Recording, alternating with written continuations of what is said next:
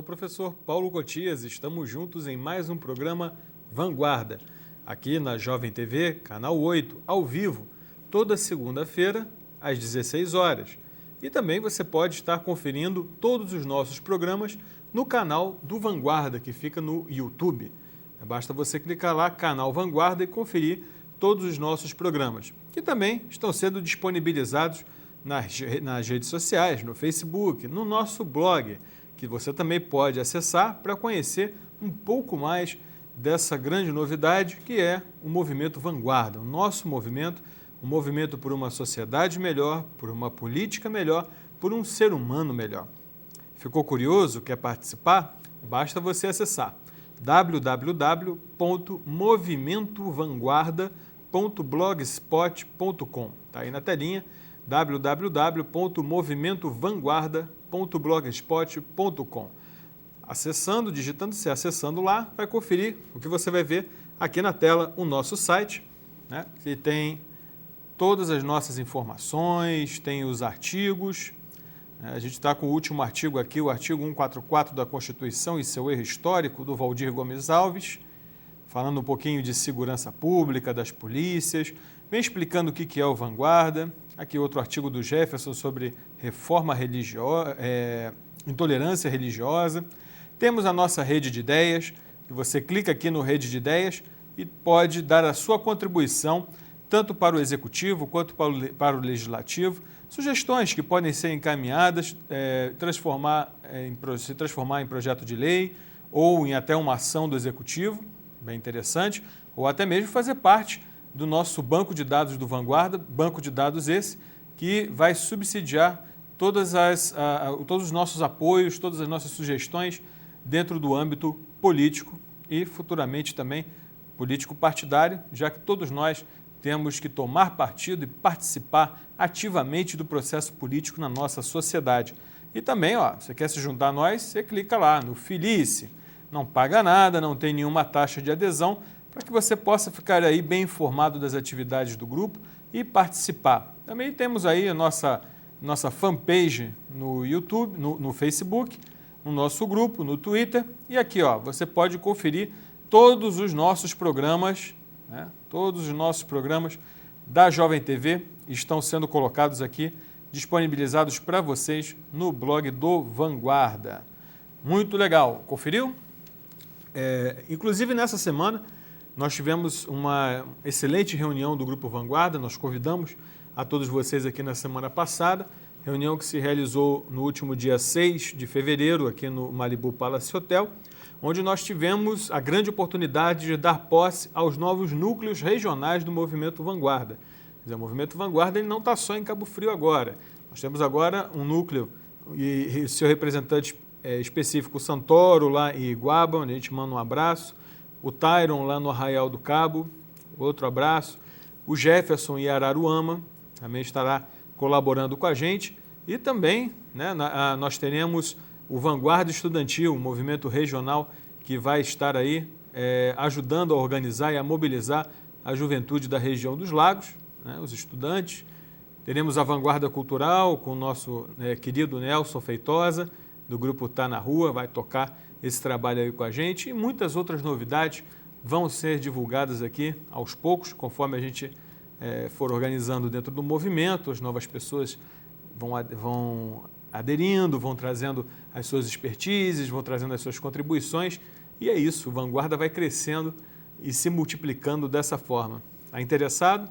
Vem participar com a gente, né? Vamos construir juntos um futuro melhor para nossas cidades, para nossa sociedade, porque está na hora, ao invés de nós arregaçarmos as mangas para fazer justiça com as próprias mãos, nas cenas lamentáveis de violência gratuita e de barbárie, dando troco com violência da violência que nós experimentamos no cotidiano, ao invés de juntar para fazer justiça com as próprias mãos, vamos nos juntar para fazer justiça social. Justiça social, ela começa por mobilização, por articulação e por uma boa política, uma política voltada para os verdadeiros interesses sociais e com práticas democráticas, com práticas limpas. Esse é o nosso grande objetivo. Hoje, o tema do Vanguarda, o nosso programa Vanguarda, já em clima de eleições, a gente sabe que 2014 é um ano de eleição, nós vamos tratar a respeito do presidente da República. O que faz o presidente da República? É assim, que de 4 em 4 anos nós votamos para presidente, votamos para governador, votamos para deputado estadual, deputado federal, senador. Isso e governador. Isso só agora em 2014. Nas eleições de 2016, nós vamos eleger prefeitos e vereadores. E, é claro, muitos de nós nos pegamos com os seguintes questionamentos. Afinal de contas, se a gente está votando consciente, votar consciente não é só saber em quem você está votando, é saber para que você está votando. Ou seja, essas pessoas que você está escolhendo, elas vão ocupar que função, o que elas podem fazer, o que elas devem fazer, né, com o cargo que lhes foi concedido pelo povo. E aí, claro, isso é uma ferramenta fundamental para que o seu voto se torne, de fato, um voto qualitativo, um voto consciente. Então, hoje, nós vamos trabalhar com a perspectiva da presidência da República, hoje ocupada pela presidente Dilma Rousseff. Você sabe quais foram os presidentes brasileiros? Não sabe, não? Vamos dar uma olhadinha aqui no nosso quadro. Nós temos aqui, olha só, o primeiro presidente que nós tivemos foi Deodoro da Fonseca, que governou de 15 de novembro de 1889 a 23 de novembro de 1891. O primeiro presidente da República, né, brasileira, teve como vice o Floriano Peixoto. Floriano Peixoto assume, né, após Deodoro da Fonseca, em 23 de novembro de 1881, e governa até 15 de novembro de 1894. Ambos não pertenciam a partido nenhum, eram apenas militares, representantes das classes militares de alta patente, ambos marechais, simbolizando o início da República, que começa, de fato, com o golpe dado na monarquia, derruba-se a monarquia, e os militares assumem os primeiros anos da República, fazendo também um papel de manutenção desse novo regime, claro que se utilizando da força. O primeiro presidente civil vem pelo Partido Republicano Federal, é o Prudente de Moraes, ele assume em 15 de novembro de 1894, governa até 15 de novembro de 1898. O seu vice é o Manuel Vitorino, o quarto presidente da República, também civil, né? O nosso presidente Campos Salles, governou de 15 de novembro de 1898 a 15 de novembro de 1902.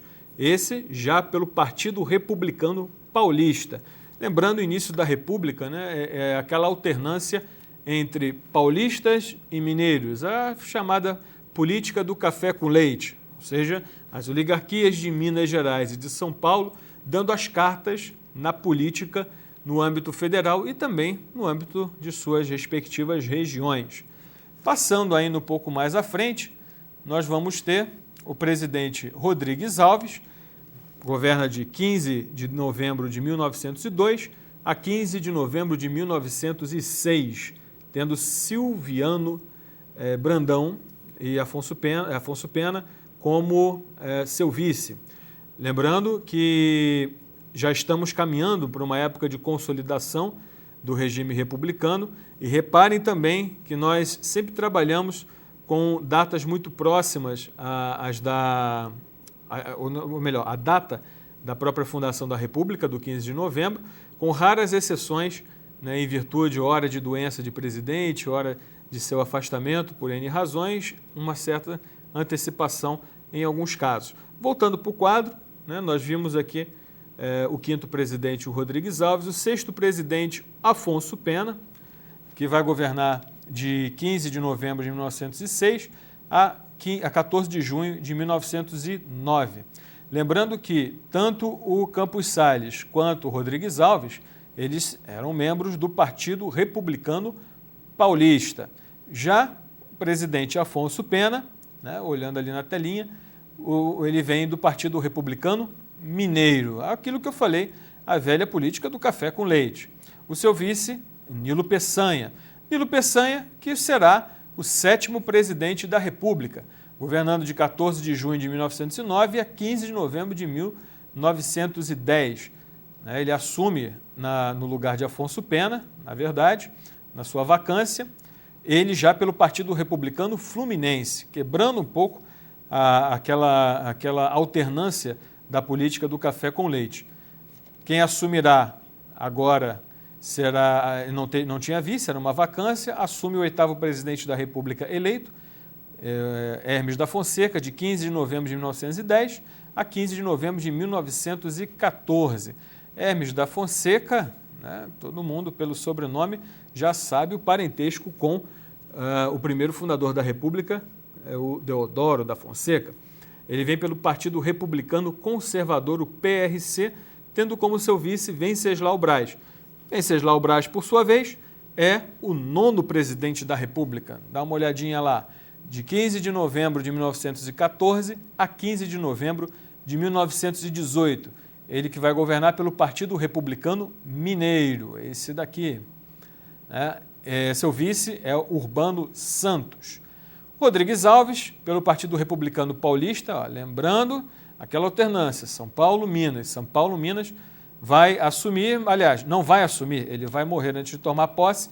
Quem toma posse é seu vice, Delfim Moreira, esse que é do Partido Republicano Mineiro.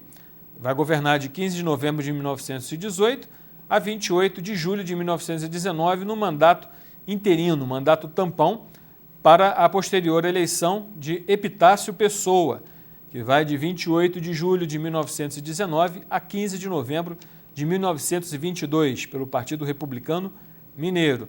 Delfim Moreira volta a ser vice de Epitácio Pessoa.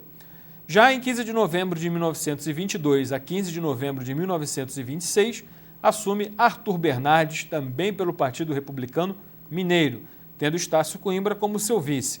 Os paulistas voltam a assumir a presidência com o seu 13º presidente, Washington Luiz, em 15 de novembro de 1926, que vai governar até 24 de outubro de 1930, tendo Fernando de Melo Viana como seu vice e representando o Partido Republicano Paulista. Já Júlio Prestes, também do Partido Republicano Paulista, não vai assumir, na verdade, em virtude da Revolução de 30, quando sobe ao poder o grupo liderado por Getúlio Vargas. Ele tinha Vital Soares como o seu vice-presidente, mas não chega a tomar posse. Quem toma posse diretamente não é bem o Getúlio Vargas. Às vezes as pessoas se apressam um pouquinho em achar que na Revolução de 30 o Vargas assume diretamente o poder. Na verdade, observando ali o nosso quadro, vão assumir uma junta governativa provisória composta por Augusto Tarso Fragoso, Isaías de Noronha e João Mena Barreto. Eles que vão governar por um curto período, não são de partido nenhum, são militares, de 24 de outubro de 1930 a 3 de novembro de 1930, quando aí sim assume o 14º presidente da República, Getúlio Vargas, em 3 de novembro de 1930, governando até 29 de outubro de 1945. Lembrando que nós vamos ter aí, no meio do caminho, o Estado Novo. Getúlio começa governando em 30, vai dar o golpe em 37 do Estado Novo e vai se prolongar até 1945, já no finalzinho da Segunda Guerra Mundial, representando um grande conjunto, um novo conjunto de composições políticas, que é a Aliança Liberal. Bom, em 29 de outubro de 1945 a 31 de janeiro de 1946, com o afastamento de Vargas, sobe ao poder José Linhares, de partido nenhum, até que fosse eleito o 16º presidente, Eurico Gaspar Dutra, Dutra, militar, o general Dutra, que vai assumir no lugar a vacância posta após o governo de Getúlio Vargas, de 31 de janeiro de 1946 a 31 de janeiro de 1941, tendo Nereu Ramos como seu vice pelo Partido Social Democrático. Nessa fase, no governo de Dutra, é que nós vamos ter uma aproximação aí muito grande, a primeira grande aproximação com os Estados Unidos, claro, já um efeito da vitória dos aliados na Segunda Guerra Mundial. Getúlio Vargas volta ao poder pelas urnas, volta como 17º presidente, em 31 de janeiro de 1951, vai governar até 24 de agosto de 1954, quando ele põe fim à própria vida, dando um tiro no coração, né, causando uma grande comoção nacional e, claro, falando de forças ocultas que estariam fazendo com que ele fosse levado a este tipo de ato derradeiro. Ele sai da vida para entrar na história, como fala a sua carta testamento, quando na verdade já se sabia que havia uma série de conspirações envolvendo os setores mais conservadores aliados aos militares para derrubar o Getúlio. Assume o seu vice, interinamente, o Café Filho, vai governar de 24 de agosto de 54 a 8 de novembro de 55, pelo Partido Social Progressista.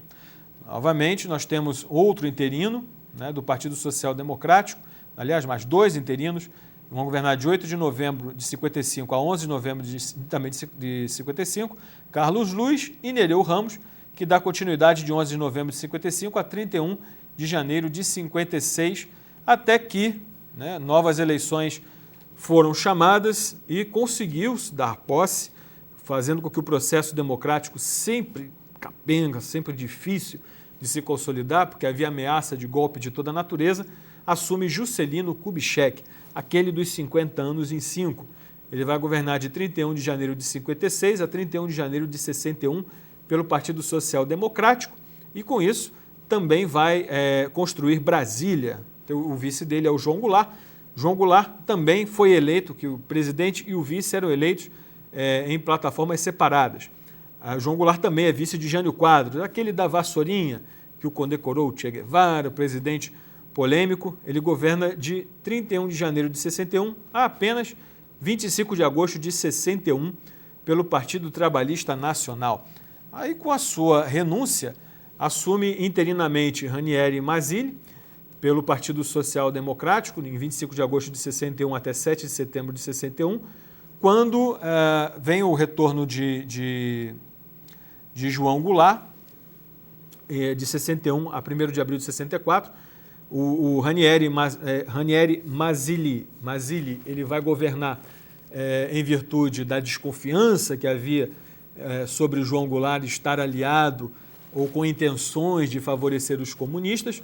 Foi feito, como nós vimos nos nossos programas anteriores, uma espécie de parlamentarismo brasileiro, que João Goulart consegue reverter novamente para o presidencialismo, mas ele cai em abril de 64, né, em virtude do golpe militar. O Ranieri Mazzilli volta a assumir novamente, né, como membro do Legislativo, a maior expressão do Legislativo, de 2 de abril de 64 a 15 de abril de 64 apenas, porque tomava posse já nos anos de chumbo, já no golpe, mais uma vez, um golpe militar, a República muito afeita a golpes militares ou golpes com participação de militares, e começa um dos períodos mais sombrios da história brasileira, um dos períodos mais detestáveis, vergonhosos da nossa história, que foi a ditadura militar. Então nós temos aí Humberto Castelo Branco, que governa de 15 de abril de 64 a 15 de março de 67, pela ARENA, Aliança Renovadora Nacional. Tinha José Maria Alckmin como vice.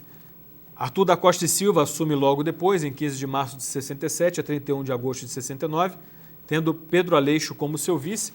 Começa aí o endurecimento do regime, lembrando que em dezembro de 68, é promulgado o AI-5.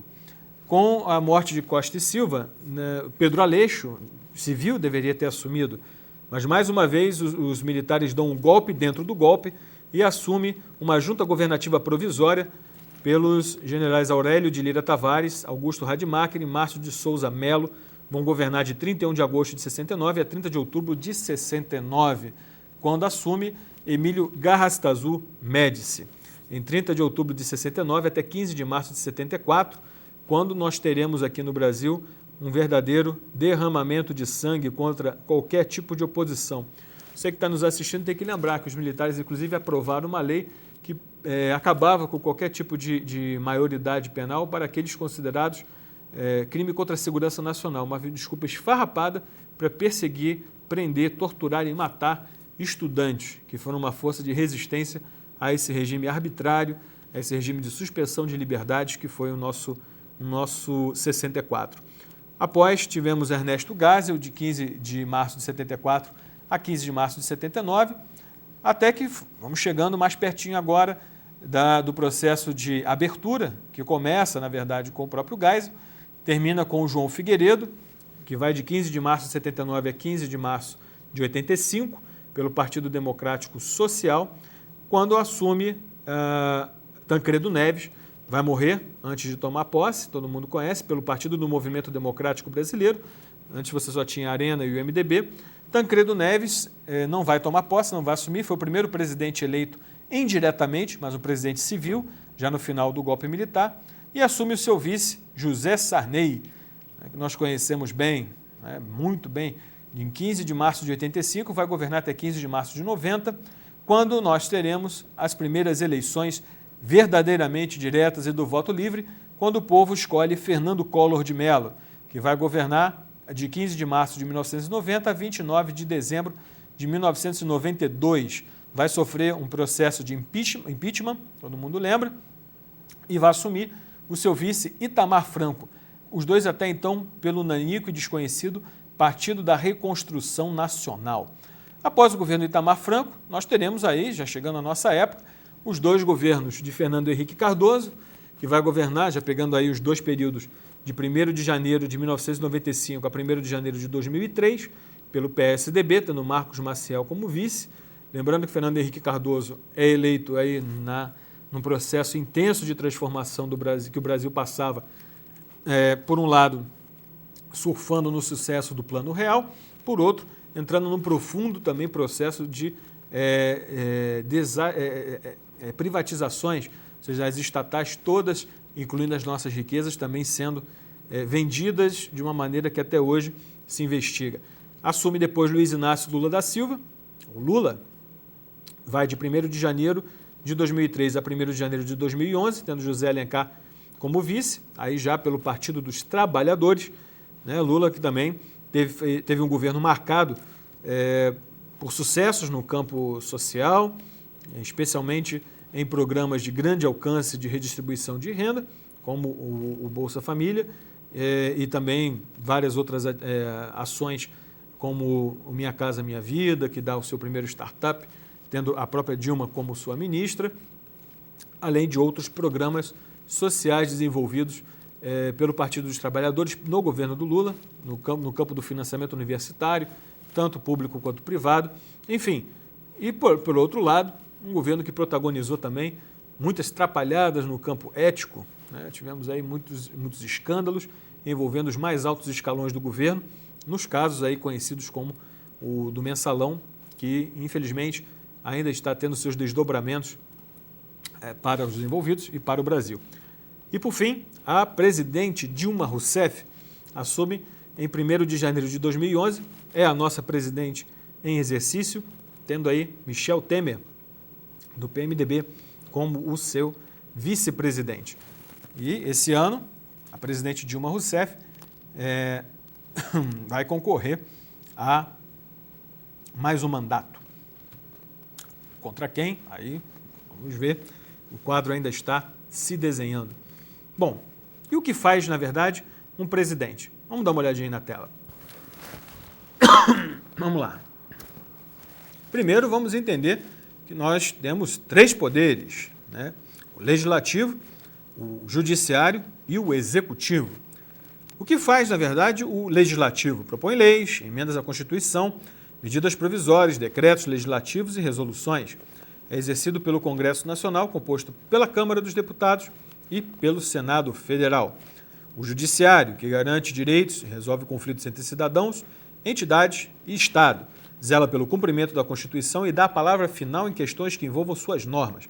É exercido pelo Supremo Tribunal Federal, órgão máximo, e outros tribunais. O Supremo compõe-se de 11 ministros escolhidos pelo Presidente da República. Já o Executivo, que nós estamos tratando aqui, cabe à direção da administração federal, sanciona, promulga e veta leis. Coloca programas de governo em prática, exercido pelo Presidente da República, que também pode propor leis e emendas, e pelos seus ministros de Estado. Então, o que faz, na verdade, o presidente? Vamos ver o artigo 84 da Constituição, o que fala. Compete privativamente ao Presidente da República. Primeiro, nomear, confere aí, nomear e exonerar os ministros de Estado. exercer, com o auxílio dos ministros de Estado, a direção superior da administração federal, iniciar o processo legislativo na forma e nos casos previstos na Constituição, sancionar, promulgar e fazer publicar as leis, bem como expedir decretos e regulamentos para sua fiel execução, vetar projetos de lei total ou parcialmente. Então, da primeira à quinta, nós vimos as atribuições que estão relacionadas à nomeação do seu quadro administrativo, a prerrogativa do presidente, tem que escolher muito bem os seus ministros, e fala também um pouco da relação com o legislativo.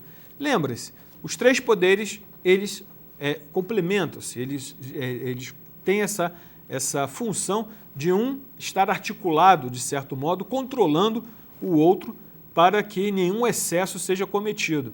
Esse é o equilíbrio, é a balança da nossa democracia. Então, cabe ao presidente vetar projetos total ou parcialmente, sabendo que o Congresso também pode derrubar os vetos do presidente. Vamos lá, continuando.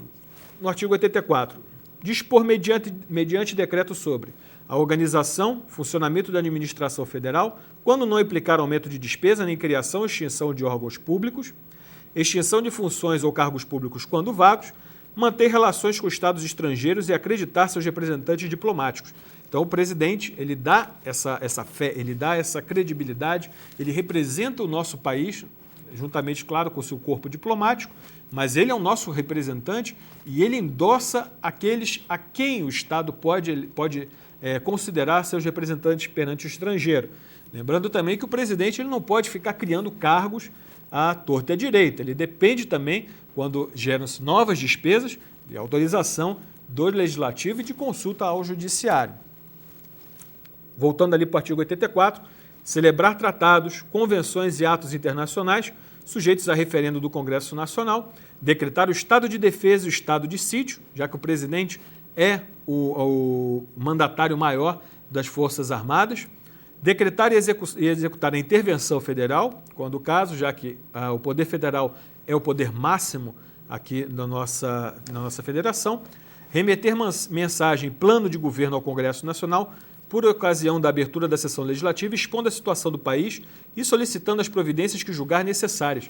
As pessoas tinham que ficar um pouco mais de olho nessa função constitucional. Lembrando-se que nos Estados Unidos, por exemplo, um dos momentos em que o presidente Obama faz justamente essa função que é prerrogativa do presidente quando ele faz a sua fala ao Congresso, na abertura dos trabalhos do Congresso, sobre o Estado Geral da Nação.